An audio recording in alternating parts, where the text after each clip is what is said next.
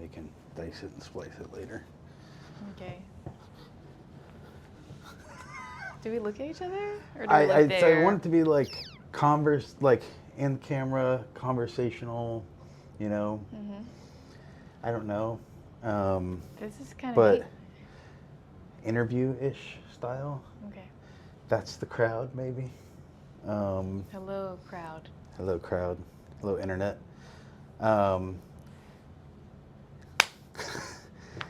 Hey everybody, Pastor Chael here with All Saints Recovery. We have our wonderful clinical executive director, Charisse and Chael, with us.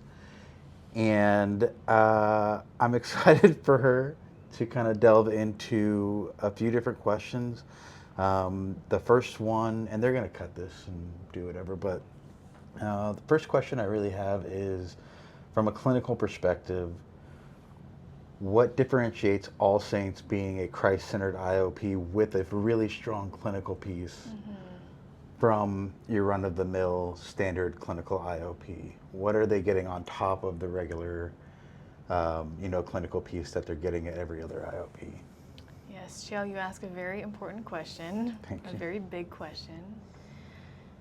So at All Saints here, and let me start with our view of addiction and how we understand addiction, because I think that's really central to how we operate.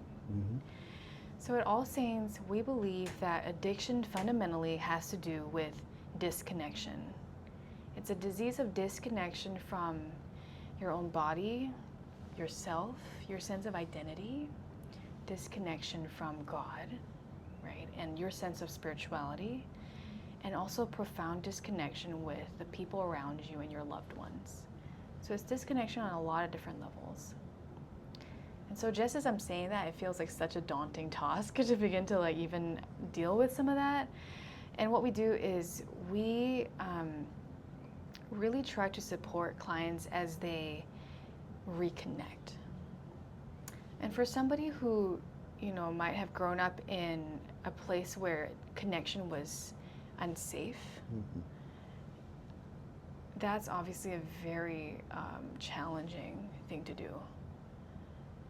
And we start with helping clients realize that maybe in their own bodies that they don't feel safe, that there is already a sense of disconnection. And we support them in grieving that profound disconnection that they feel. All of us have so much grief inside of us. We contain a whole ocean of tears, a lot of which might be very much untapped, because you only cry with people that you trust. And so if it didn't feel safe to cry when you were a kid, it didn't feel safe to feel sad or to grieve because it felt like people were going to make fun of you, then of course you're not going to tap into that.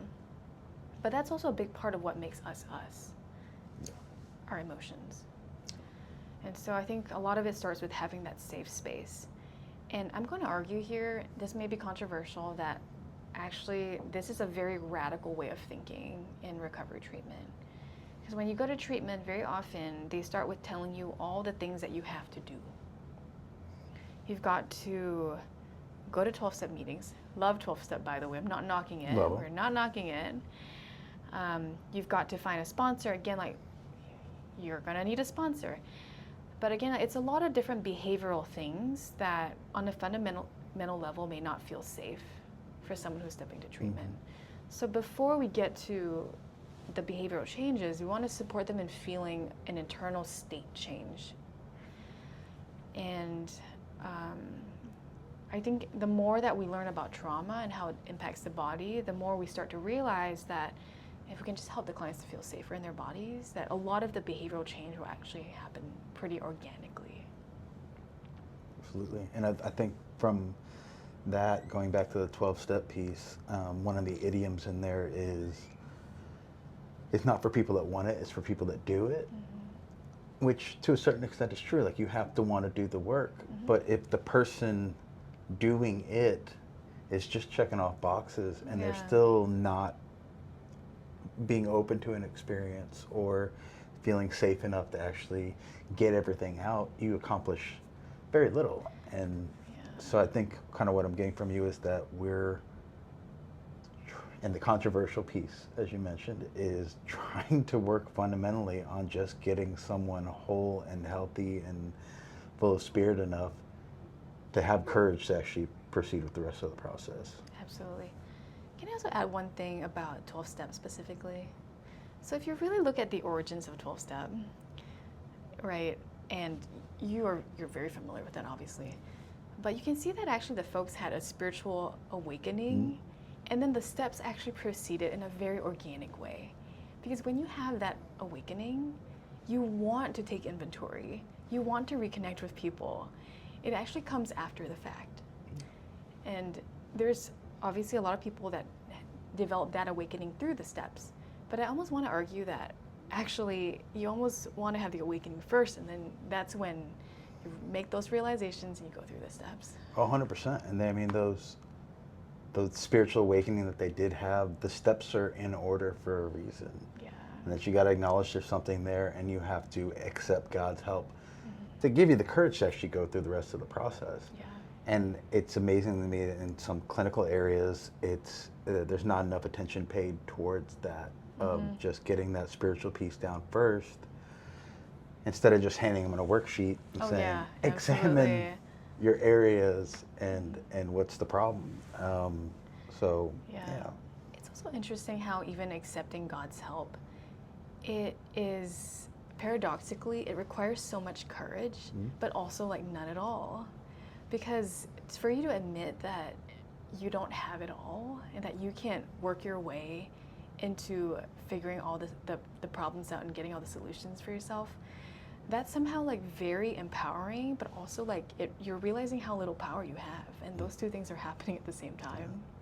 I've always said that's a function of letting go more than it is about hanging on or forcing something or anything. It's the terrifying piece of, shoot, I don't know, like the first time you ever went on a roller coaster or something, like you don't know what's going to happen, but once you're strapped in there, you're like, all right, I'm going wherever this roller coaster's going. I'm not getting off until it's over. It's impossible if I don't. And you're one with the ride, and it's really hard for people to actually let go. And I think a lot of what our society teaches us from the time we're 1 year old is there's nothing good that's going to come from letting go and surrendering to a process. You've got to grab life by the horns. You've got to make things work for you. And then when I myself got back into church, got saved, got deeper and deeper and deeper into my walk, I realized the whole thing's about letting go. It's about submitting to the things you can't control. But it's so antithetical to most of the stuff we're taught in school or even at home. And it's so hard to convince someone that's holding on to a bar, be like, let go, you're not going to die. Let go, you're not going to die. Let go, you're not going to die.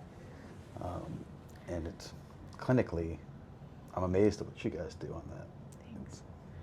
What you're saying too, it always brings to mind parenting. God gives you this little baby, and you're supposed to take care of them and make sure they don't die, but somehow you're also supposed to let go. That just seems crazy to me. Yeah. It's the most mind-numbing thing I've ever partaken in. It's like, where's the line, and how much do you do, how much do you not do? And you know, we see that all the time with family members of someone that's in recovery, someone in active addiction, someone struggling, is where do they jump in and help, or when do they realize me jumping and helping is going to worsen the problem? You know, nobody comes with instructions. No, they really don't. Either. They ought to. They should. That'd be awesome. But I myself went through clinical programs alongside faith-based programs when I was trying to get better, and I experienced exactly what you're talking about, to where I was so much more effective in clinical once I had gone through some of the spiritual stuff in 12 steps and the spiritual stuff that I had done through church, because I felt confident and safe enough about who I am as a child of God that I can come out with everything, be vulnerable enough, be honest enough, and it's not going to matter. Like any negative I thought was going to happen, you know, doesn't really matter. So it was 100% true in my journey. And then, which leads us to your journey, the meet the team piece. Who are you? Where are you from? What's your life like now? How do you like Dallas? Anything you want to share? That's going to be a very long story. But, well, okay. So I was born in Boston. Okay. But I grew up in Singapore. So I've been kind of all over the place. And I will say also, just as part of my testimony, that I grew up in a Christian family, but that the faith did not resonate with me, mostly because I perceived Christians as being very hypocritical. Okay. And so I actually have a special heart for people that see that, because I think what was going on inside of me is that I had a very strong sense of justice. And I did not like the way that, what I perceived as Christians being unkind to other people who are different than them. So that pushed me away from God, which is very sad, because later on I found out that God also cares a lot about justice. Yeah. In fact, he created justice. A little bit. Yeah. Yeah. And I moved to the U.S. when I was 19 for college. And where in the U.S.? I moved to New York City. Okay. Manhattan. I went to New York University. Big time. Yeah. NYU. NYU. I studied finance. Okay. And then I went to work on Wall Street. Very different than what you're doing now. Very different. What did you think of Wall Street? What did you think of that? It was fun feeling like I was at the center of the universe. Mm-hmm. And that was what I really liked about it. Was I was very much at the time focused on making money, success, achievement. So I ran towards that with all of my might. I didn't believe in God at the time. Okay. And he kind of found me when I was 26. I was going through a really difficult time in my life. And I started to explore different kinds of spirituality. So I looked at Eastern spirituality. I even went to India for a month for a yoga retreat. Okay. I'm yoga teacher trained. And when I was there, I remember being on the top of a mountain by myself. This was in North India, so close to like Tibet. Mm-hmm. And I just had this phenomenal sense of God looking down at me from above, and this sense of not being alone, but feeling safe. And that feeling has just stayed with me ever since. And as I got to know God more, I read through the Bible again, this time as somebody with my mind more open, and it was like a different book. So when you had that feeling that God is there in India, was it, did you have the conception at that time that it was the God that you now know through the Christian faith, or was it an almost completely unexplained presence, but enough to know that he's there, and we'll figure out the rest later? I think a combination of both. I definitely was more shocked than anything, I think, to like really process it. However, when I was going through the Bible again and getting in touch with my faith, I think it became clear to me then that was God looking down at me and just having that perception of him. I mean, he's there all the time. It's just more of whether I'm aware of him. Yeah. And I think on the mountain with everything drowned, like, all the noise gone, and there being nobody else there except me and him, then his voice became clear and his presence was clear. And my journey with that was coming back into recovery. I said that prayer so many times of, please let me have a new experience with all these things. And so going through step work and doing my clinical and everything, I intentionally was like, I'm just going to figure out who God is. And then once I identify that, and I feel like I've got enough of a relationship with him, I can examine what everything else is. And I got there, and then once I got there, I took a look at what I've experienced God as and what I believe God as, and coincidentally, the faith that I grew up in, that I was not intentionally looking to go back to. Yeah. I was open to anything, and it lined up perfectly with what's actually in the Bible and what's taught to us. So Yeah. I definitely, I almost feel like everybody should go through that experience of just feeling God first, and then figuring out after that, like, what is that? You know, what's the specifics? Like, you know, you don't have to drill it all the way down to a denomination of Christianity, but start at God and kind of work your way down there. Absolutely. Yeah. Yeah. And you guys do a great job here at this program of giving clients who are spiritually starving very palatable spiritual food, which, you know, anybody that's actually been starving cannot go immediately and eat a souffle. They're going to throw up from anything that rich. But what they need is bread and water and, you know, a little bit of protein, and that the basics of it. I think y'all do a phenomenal job of getting everybody those spiritual basics, enough to go on that journey. Yeah. I will say that we don't necessarily talk about the Bible or theology all the time, but because I am a Christian, that's always in the back of my head, and it gives me hope. And so when I look at a client, I have the sense of, you know, the fact that God designed them a certain way, and that they're unique in a sense. They're made in the image of God.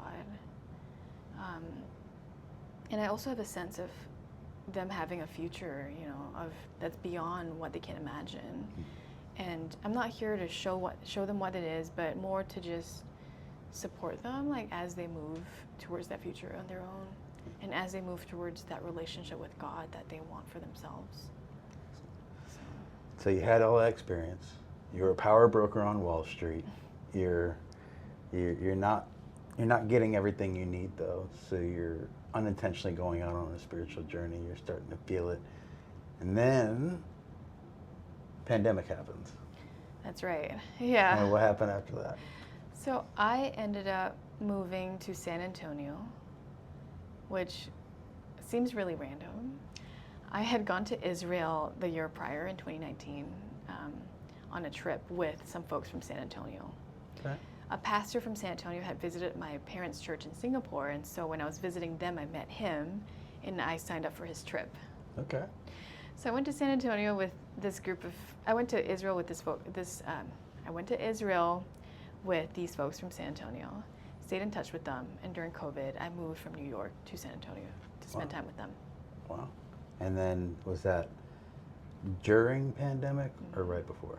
It was during. During pandemic. I just couldn't live in New York anymore. Yeah. It was too depressing. You made it to an unlockdown place. And, Yeah. and got to have a life. It was good. And a lot's happened since then. Yeah. You obviously live in Dallas now. You're obviously married now. Yeah. How did all that come around? So when I was in San Antonio, I started to reflect on what I wanted for my life. And a lot of people started telling me about Dallas Theological Seminary. So I applied there for their counseling program. And I was kind of intrigued by the idea of seminary. So my parents actually, at that point, were still in seminary. I mean, they're older, but they decided that they were going to go back to school and learn more about God. So I thought to myself, oh, that's cool. Seminary sounds interesting, but I think it's for old people. So I never made the connection. I didn't realize that seminary actually is for all people. It's just because my parents were older, so I thought, you know, I'll do that in the future. But now there was an opportunity in front of me, so I decided to apply. I got in. I did the first year online. I met my husband in San Antonio in a church group. Okay. And then we moved to Dallas. And in Dallas, I continued my studies. My husband decided that he was going to go to seminary too. I know. So we got married, and then he started seminary, and he's just about to graduate. I graduated from seminary about 2 years ago, and I'm currently working on my PhD in counselor education from Colorado Christian University. Okay. Onward and upward. I love it. Okay, so last question.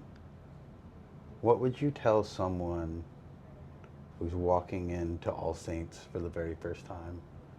Presumably somebody that's tried other programs, somebody that is ready to do what they have to do, but they are terrified to do it. Yeah. I would probably start with a question. Okay. And that question is, what is it that you want most for yourself? Okay, because a lot of people will say sobriety, right?